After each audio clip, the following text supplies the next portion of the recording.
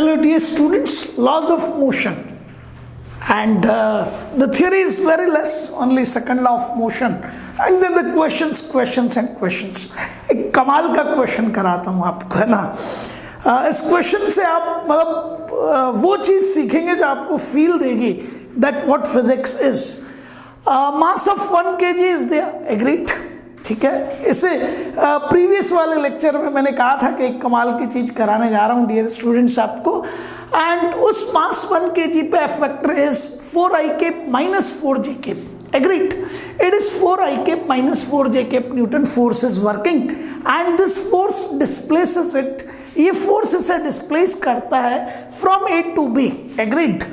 And it is A is 0 0 and B is 1 1 and the things are in meters, means I am dealing with SI system, agreed? ये initial position है, ये final position है, speed at A is 2 meter per second and I am requiring you see that speed at B, मुझे B पर speed चाहिए, agree? ठीक है ना, और तो कुछ नहीं चाहिए, ठीक है। अब जो जिसे कहते हैं बहुत ट्रेंड स्टूडेंट से जिसका थॉट प्रोसेस सिखाया गया है अच्छे लेवल पर, ठीक है ना, जो डेफिनेटली बहुत जिसे कहते हैं ना बहुत फोकस्ड है, जरा सा भी आजू बाजू नहीं है वो किसी भी हाल में, उसका मीनिंग समझेंगे अभी आप, है ना, ठीक है, बहुत लॉजिकल है वो स्टूडेंट कहता है सर थिंग्स आर सिंपल, ठीक है, acceleration according to the Newton second law of motion, because mass constant है उसके साथ में हम वर्क कर रहे हैं, तो आपका जो फॉर्मूला था F vector is equals to D by D T of P vector, ठीक है। आपके पास ये चीज है कि it will be D by D T of and m into v vector हो जाएगा, and as mass is constant so it will come out and it will be d by dt of v vector and d by dt of v vector is acceleration, so the formula is mass into acceleration, है ना। छोटी सी चीज थी, मेरी इच्छा हुई लिख दूं तो मैंने लिख दिया उसको, ठीक है। तो फोर्स किसके इक्वल हो गया, मास इनटू एक्सेलरेशन के, लेकिन कब, जब मास कांस्टेंट है, ठीक है। कई बार मास वेरिएबल के क्वेश्चंस हो तो फिर आप ध्यान रखिएगा। So it is I am dealing with 1 kg and force is equals to mass into acceleration, ये रहा एक्सटर्नल फोर्स है, ये आप जानते हैं सबके सब बच्चे, तो acceleration is equals to force divided by the mass, है ना, ठीक है। Force is 4i cap minus j cap upon mass is 1 kg, so acceleration is this one. Displacement निकालना है तो आप बहुत आसानी से इनिशियल पोजीशन का पोजीशन वेक्टर लीजिए, फाइनल पोजीशन का पोजीशन वेक्टर लीजिए, फाइनल पोजीशन का पोजीशन वेक्टर आएगा आपका आरबी वेक्टर, इनिशियल पोजीशन का पोजीशन वेक्टर आएगा आपका RA vector, and displacement will be equals to position vector of final position minus position vector of initial position, है ना। यही तो है भाई, इसका ये फाइनल तो इसका position vector minus initial position, हाँ यू नो दैट, शाबाश। तो इसका पोजीशन वेक्टर क्या आएगा, because we are dealing with X Y plane, Z तो कोऑर्डिनेट है ही नहीं ना आपके पास में, ठीक है। तो it is 1i cap plus 1j cap, it is RB vector, ये रहा आपके पास में, and RA vector is 0i cap और 0j कैप, तो ये आपका इनिशियल पोजीशन का पोजीशन वेक्टर है, ये फाइनल पोजीशन का पोजीशन वेक्टर है, and this is RB vector minus RA vector, that is displacement, and it will be coming as s vector is equals to i cap plus j cap, agreed? It is in meters, it is in meter per second square and it is in meters, और आपको मालूम है कि सब कुछ initial SI system में है, तो आप चाहें तो इनको ना लिखें, क्योंकि ड्यूरिंग कॉम्पिटिटिव एग्जामिनेशन एक निगाह हो गई कि सब कुछ एसआई सिस्टम में, इन्हें बार बार लिखोगे तो मतलब वेस्टेज ऑफ टाइम है एक, लेकिन पता होना चाहिए that uniformity should be there. तो आपने a डॉट एस निकाला, तो a डॉट एस एक्सेलरेशन कहाँ है भाई, ये रहा, a dot B is equals to ax bx plus ay by plus az bz, तो i कैप का कॉफिशिएंट 4 और i कैप का coefficient 1, so it is 4 into 1, j cap का कॉफिशिएंट -4 और j कैप का coefficient 1, so a dot S will be coming as 0, and आपने it is third equation of motion, this is third equation of motion को आपने use कर लिया। अब बच्चे इक्वेशन पूछते हैं और पूछना चाहिए sir why third equation of motion, तो मैंने कहा मेरे पास u है, मुझे v कैलकुलेट करना है, मेरे पास s है, मेरे पास a भी है, ठीक है ना। I know about a vector, I know about s vector, I know about u initial speed, और मुझे फाइनल स्पीड चाहिए। तो v, u, a और s ये कहाँ आते हैं? थर्ड इक्वेशन ऑफ मोशन में हमने यूज कर लिया। So v square is equals to 2 square, ठीक है, प्लस ये 0 हो जाएगा, v square is equals to 2 square and v is coming as 2 meter per second, means final speed at b it will be coming as 2 meter per second.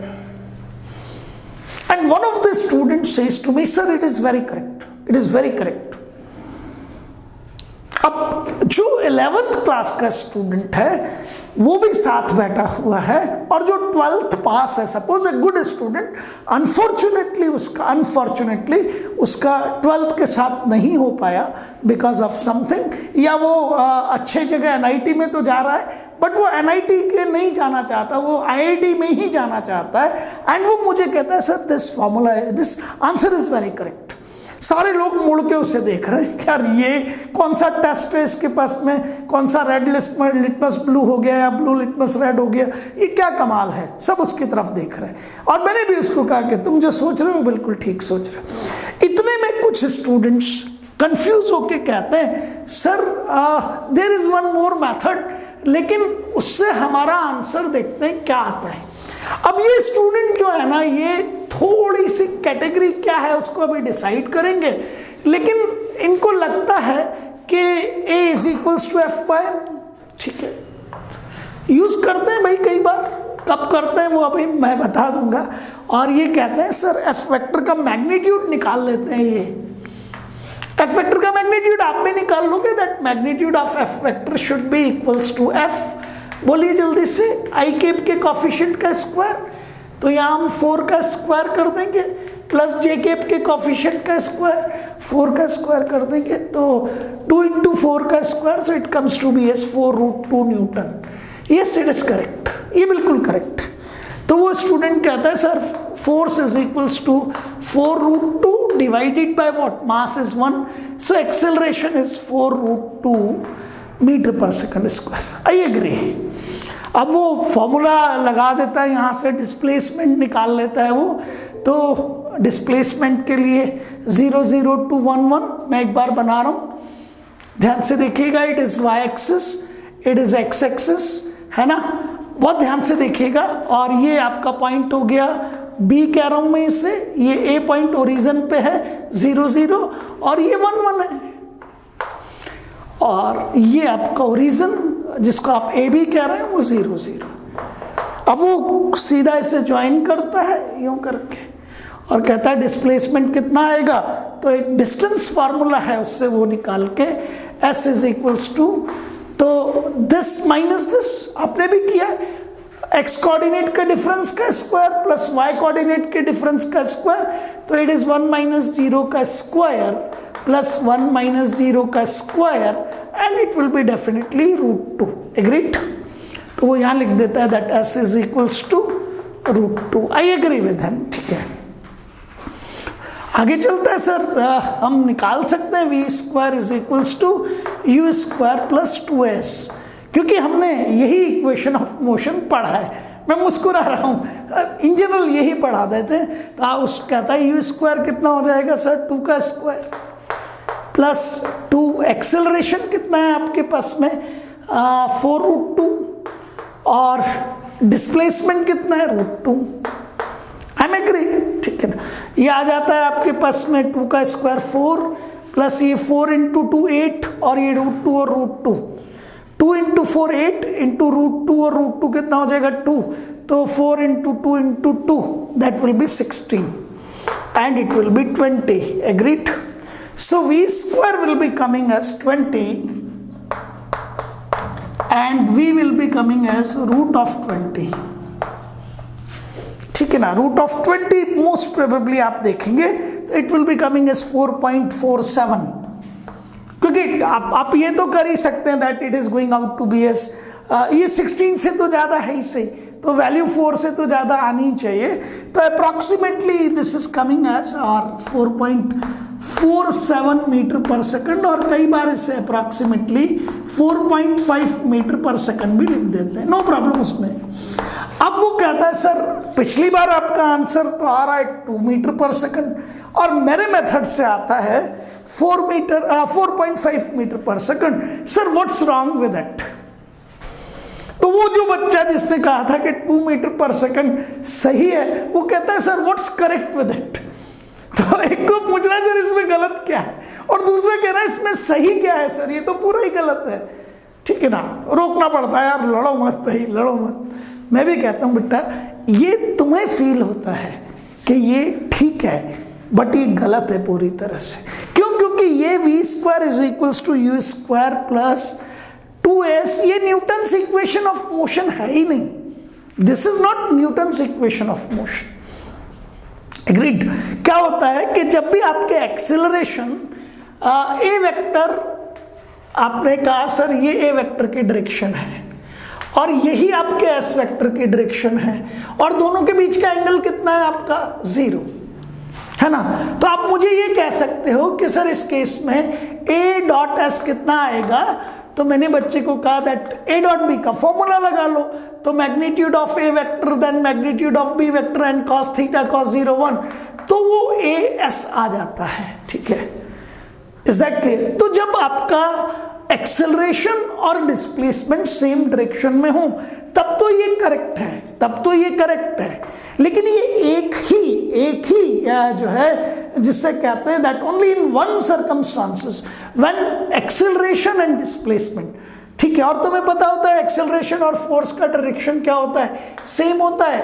तो आप चाहें तो कहें कि जब एक्सेलरेशन और डिस्प्लेसमेंट सेम डायरेक्शन में हो तो ये फॉर्मूला लग सकता है, ठीक है, या फोर्स और डिस्प्लेसमेंट सेम डायरेक्शन में हो। ठीक है, तो ये कंडीशनल है, it is working only in one condition, it's not working in all the conditions. ठीक है, अब आपने जो काइनेमेटिक्स के दौरान पढ़ा, उस काइनेमेटिक्स में आपका, चूंकि उस दौरान हम फोर्स की बात ही बहुत कम करते हैं, है ना।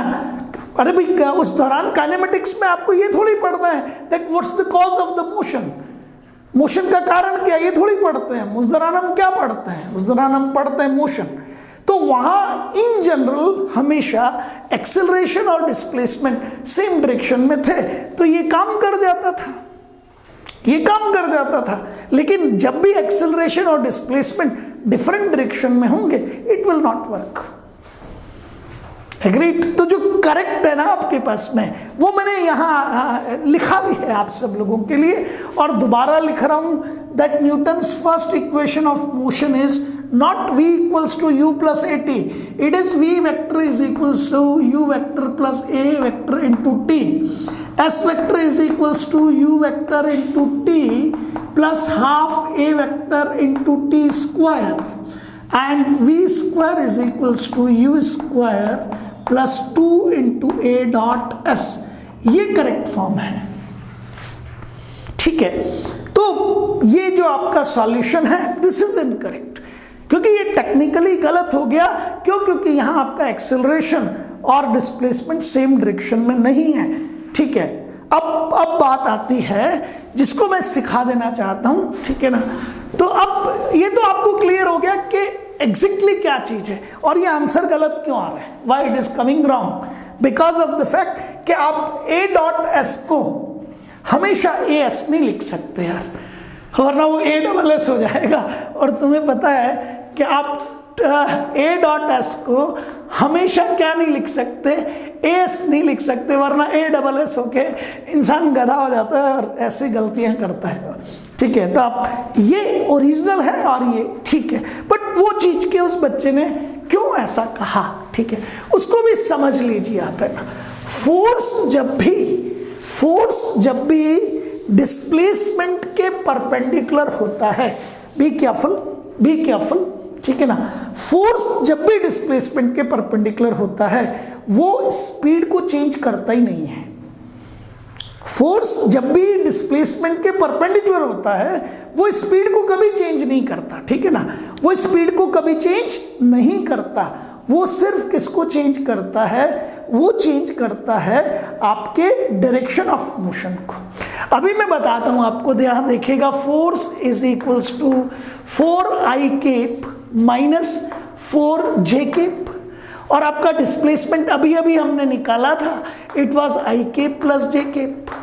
अब आपको पता है कि if the vectors are perpendicular, सिखाया मैंने आपको बहुत मुद्दा शिद्दत से। तो एक बच्चे ने कहा सर यदि परपेंडिकुलर हैं तो डॉट प्रोडक्ट 0 आएगा, तो एफ डॉट एस निकाला हमने।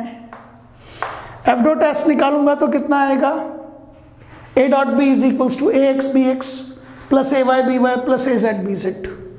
आई केप का कॉफिशिएंट 4, यहाँ 1, इट इज 4 इंटू 1 प्लस यहाँ minus 4 into 1, it will be equals to what, 0।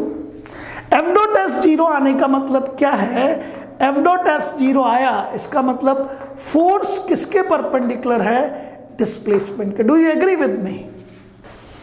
Force ये रहा, डिस्प्लेसमेंट निकालोगे R B vector minus R A vector, it will be, ये निकाला था अभी अभी हमने।